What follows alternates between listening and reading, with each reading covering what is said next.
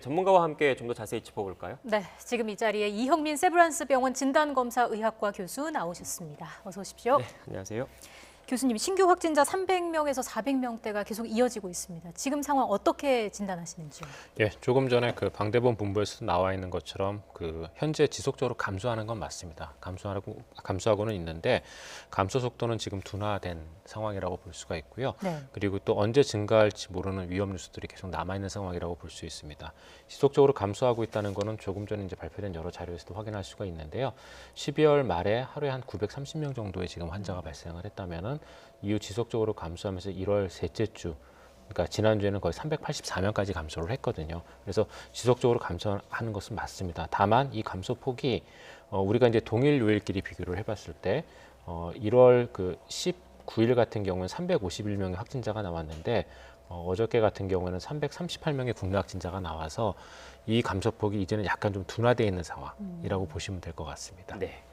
지금 방역대책본부 방역당국이 내놓은 자료를 보면 어제 내놓은 자료에 지난주 일주일간 기준 그 통계를 보면 지역 발생 환자가 수도권을 제외하고는 다들 다른 권역 같은 경우에는 2단계 미만이더라고요. 그런데 다음 달부터 적용할 거리두기 조정안 이달 31일에 끝나지 않습니까? 어떻게 조정돼야 된다고 보십니까?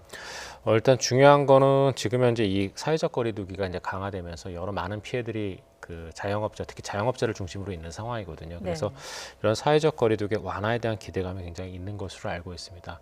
근데 한편으로 이제 저희가 또 생각해 볼 수 있는 거는 우리가 이제 11월 초에 이 3차 대유행이 시작됐을 때 여러 가지 3차 대유행과 연관되어 있는 요소들이 있었는데요.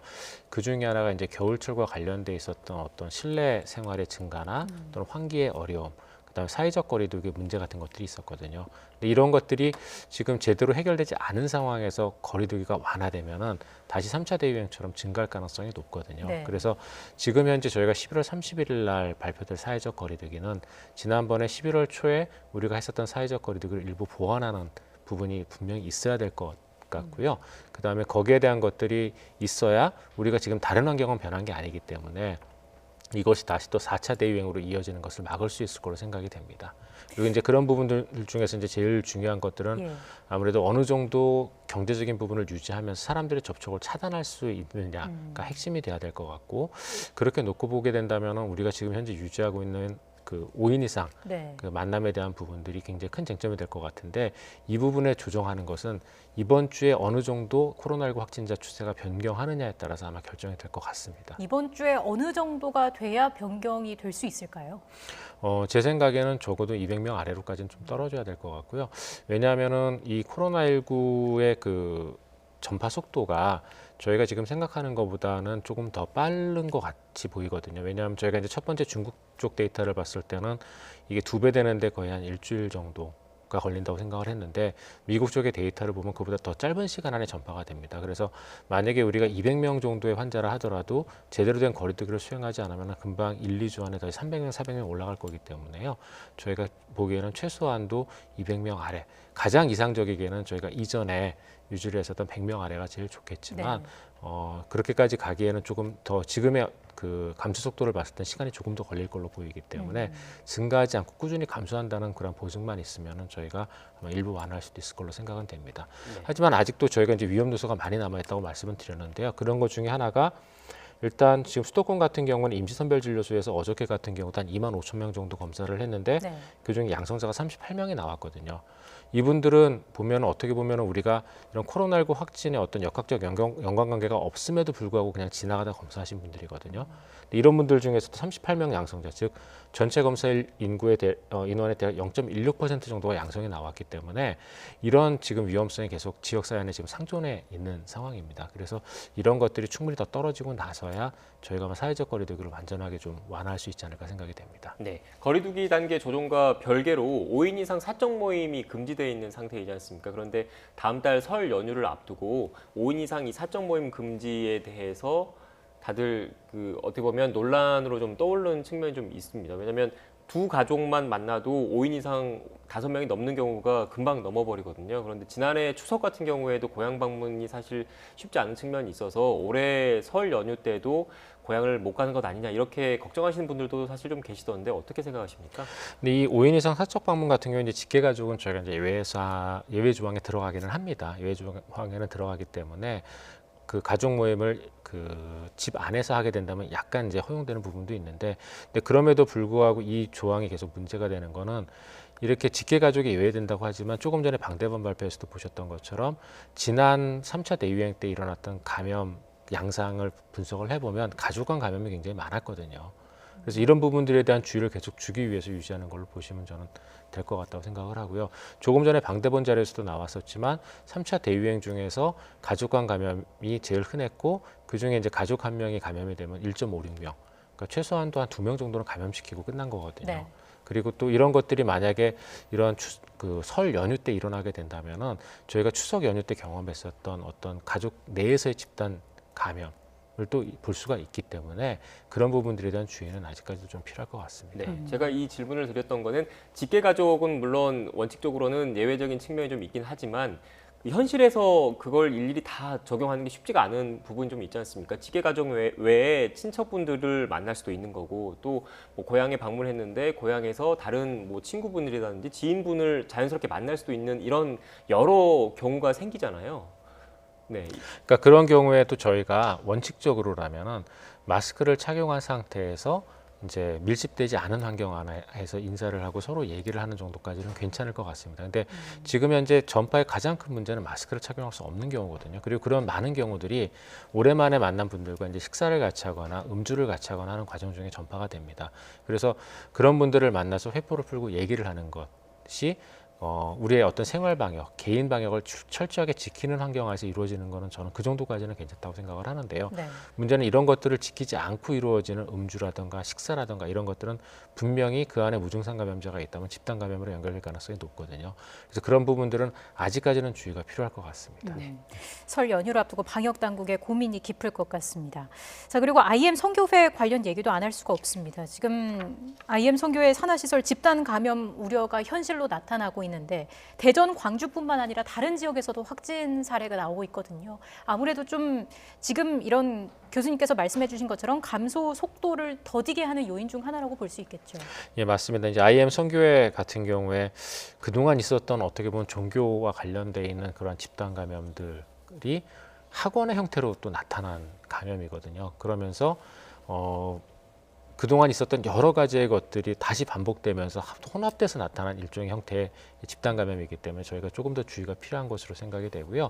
지금 현재 그 처음 문제가 됐었던 그 대전에서의 감염자도 굉장히 많았었는데 이 대전에서의 감염자와 연관이 되어 있는 다른 시설들에서의 감염자가 지금 속출하고 있는 상황입니다.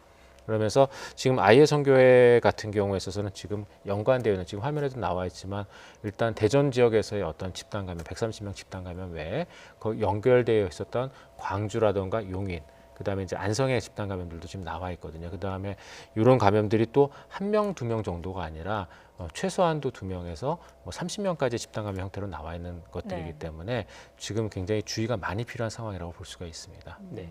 교수님께서 잠깐 언급을 해주시긴 했는데 학교도 아니고 학원도 아니다 보니까 어떻게 보면 관리 당국의 사각지대에 놓였던 거지 않습니까? 그런데 이런 비인가 시설이 그 지금 최근 문제된 곳 말고도 더 있을 거라는 우려도 지금 나오고 있거든요.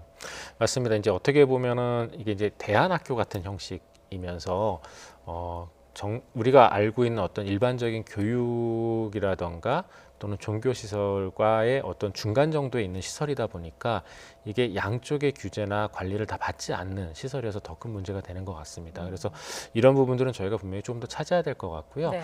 분명히 우리가 이런 부분들을 그동안 많이 경험을 했지만 아직까지도 파악을 못하는 부분들이 있을 수 있습니다. 그래서 그런 부분들에 대한 조치는 반드시 필요할 것 같고 그다음에 이번 기회에 이런 것들을 정부가 다 나서가지고 파악을 하고 관리를 할 수도 있겠지만 사실 이런 집단 안에서의 방역의 책임은 그 관리 이 시설에 어떻게 보면 이제 관리자, 책임자 또 운영자에게 있는 게 확실하거든요.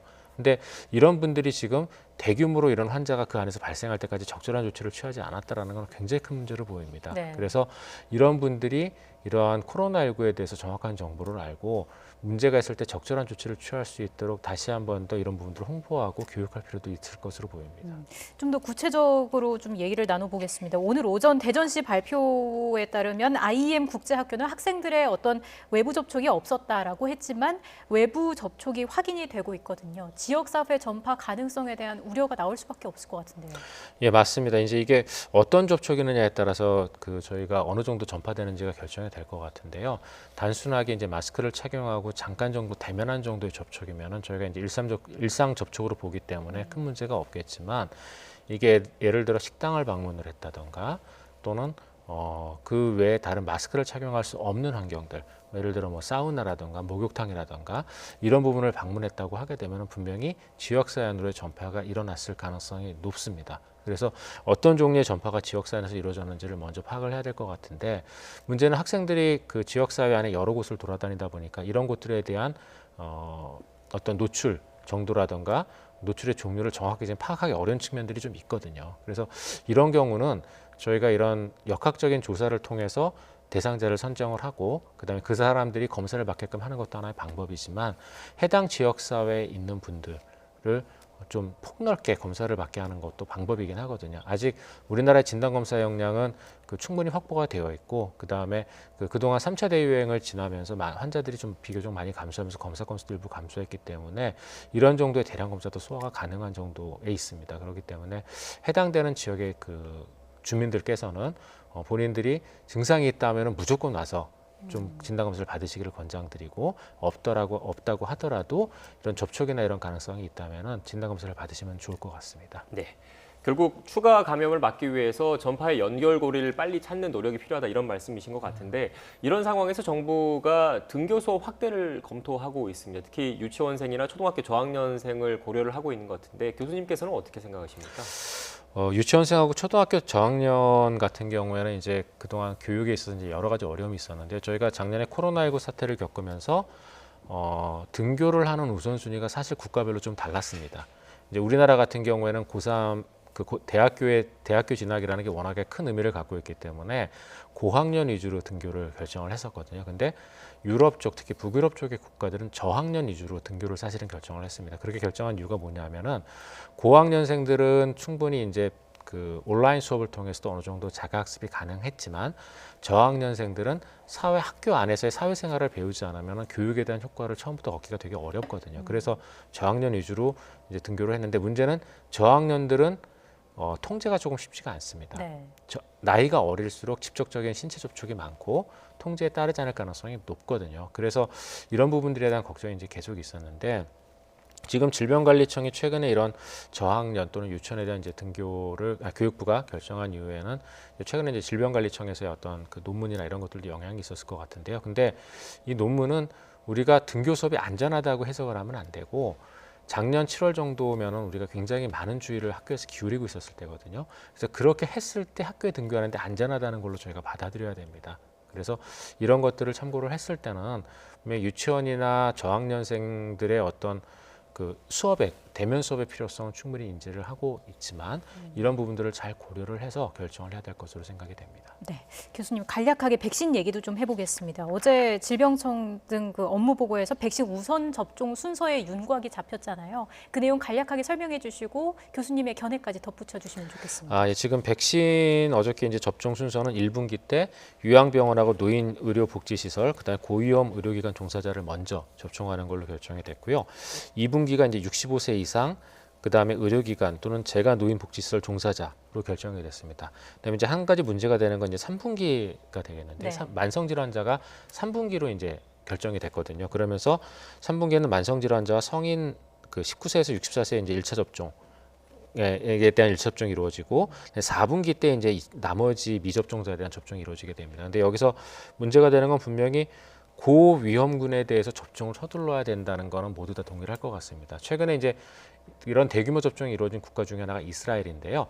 이스라엘에 이제 이런 대규모 접종을 했더니 접종군에서의 코로나19 발생률이 비접종군에 비해서 거의 한 2% 정도로 엄청 감소한 것이 확인이 됐고, 그다음에 접종군에서 코로나19가 감염이 된 사람들도 그 중에 고위험군에 해당되는 기저질환자의 경우에 전부 다 경증으로 끝났다는 보고가 최근에 나왔거든요. 그래서 이런 고위험군에 대한 접종을 우선순위로 두는 거는 너무나 적절해 보이는데 문제는 이런 고위험군에는 만성질환자도 들어가 있거든요.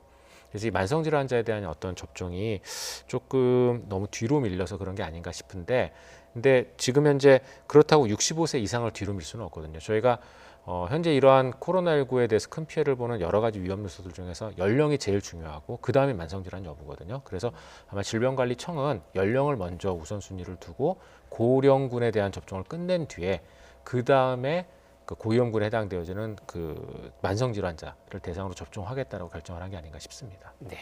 일단 오는 28일에 구체적인 세부 계획은 발표할 예정이니까 이렇게 이형민 교수님처럼 전문가분들의 의견을 꾸준히 방역당국도 경청하고 있을 테니까 모레 어떤 결과가 나올지 한번 또 지켜봐야 할 것 같습니다. 지금까지 이형민 세브란스 병원 진단검사의학과 교수와 함께 코로나19 관련된 이야기 나눴습니다. 오늘 말씀 고맙습니다. 고맙습니다.